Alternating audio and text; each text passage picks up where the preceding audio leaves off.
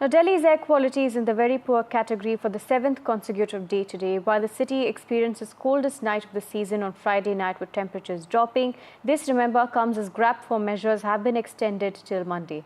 My colleague Anushka joins us with more details. Anushka, take us to the pollution situation in the national capital. There seems to be no respite, even though there are GRAP measures that have been in place.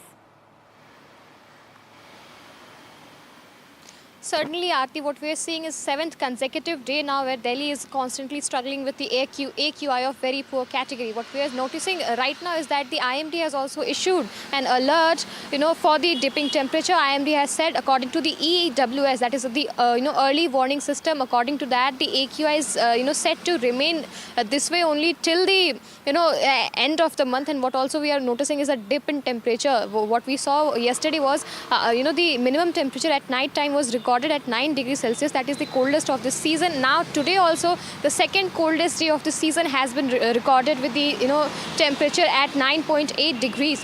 What we are also seeing is that several stations in Delhi NCR have recorded an AQI of severe category.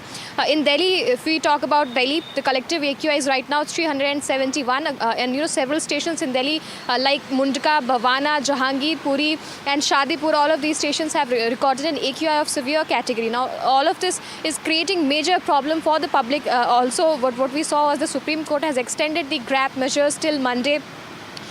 Despite this one modification that was made for the students who are studying in schools and colleges, one respite was made for them. But then despite that, all of the GRAP measures are still in place. The CAQM has to take a meeting, hold a meeting, and after that they will decide whether the GRAP measures will continue further or will there will be modified GRAP measures of GRAP 2 and GRAP 3 combined. Also what we are seeing is that in Delhi NCR, with the dipping temperature, Delhi is all set to somehow experience the worst AQI days, because according to EWS also, with dipping temperature and low wind speed, the pollutants will find it very difficult to scatter, and that is why we can the people in Delhi should be somehow be prepared for the upcoming pollution problem that we can see in Delhi NCR right now. Also seventh consecutive day when we are seeing the AQI of very poor category. When yesterday we saw the AQI was around 331, but right now also we are seeing an increase in numbers. It's still in the very poor category, but what we are seeing is an increase.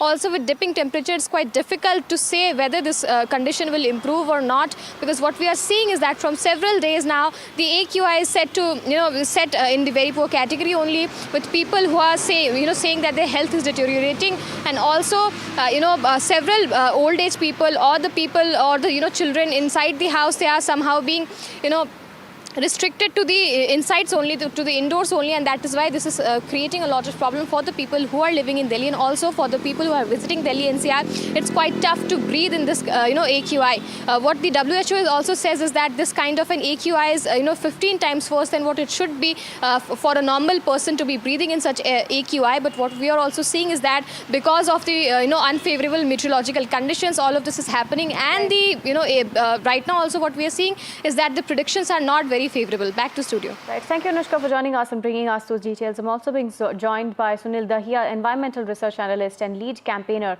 of India's first ever national clean air program. Thank you for joining us, Mr. Dahiya. Firstly, sir, is there any progress in pollution reduction? If we look at the bigger picture, has there been gradual progress over the years?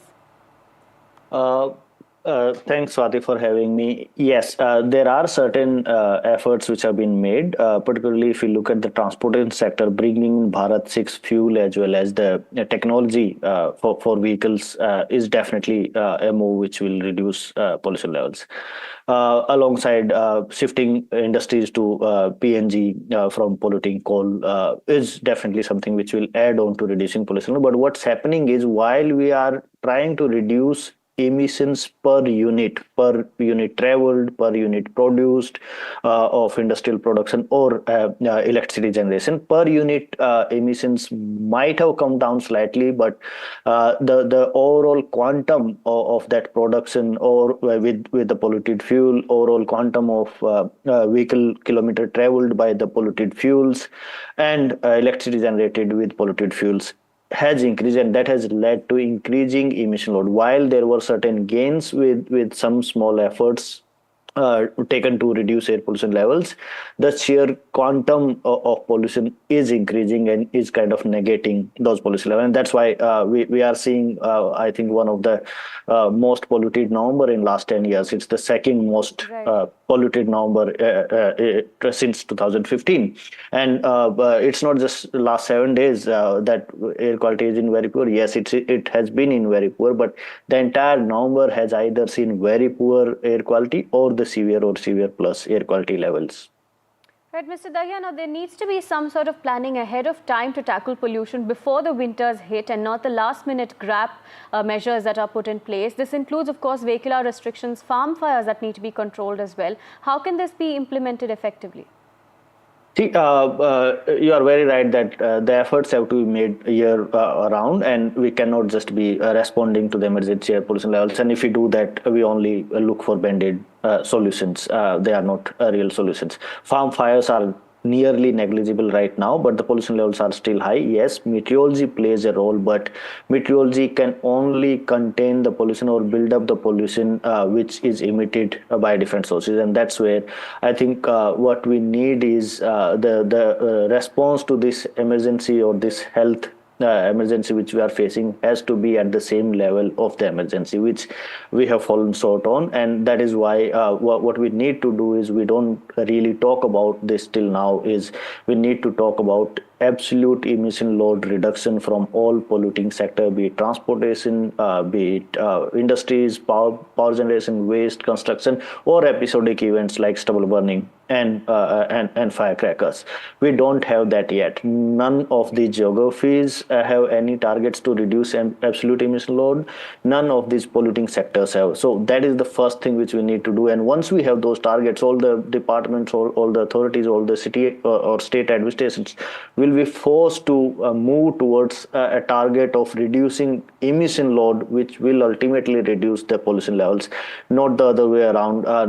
Right now we have the targets to reduce pollution levels, but nobody knows what to do or where do we reduce that from. And that is why a lot of efforts, at least visibly, are taken. Most of those are an eyewash. Most of those are just seen as solutions to pollution, such as sprinkling water, having kind of patrolling teams which are fairly inadequate in terms of controlling air pollution levels. What we need to do is, we need to take real efforts all throughout the year to reduce emissions at source, and that is what is needed. Like for example, I'll give you an example. In 2018-19, while we were facing such severe air pollution levels around 15th to 20th of October, coal-based power plants which were not using efficient pollution control technology were asked to shut down. About 5 to 6 coal-based power plants in Haryana and Punjab were shut down. But this year we don't even hear any discussion about that. So we have all the data, all the tools, and even policies in place at our disposal. It is just that they are not communicating to each other and resulting into absolute action on ground. Right. Thank you, Mr. Dahiya, for joining us and sharing your thoughts on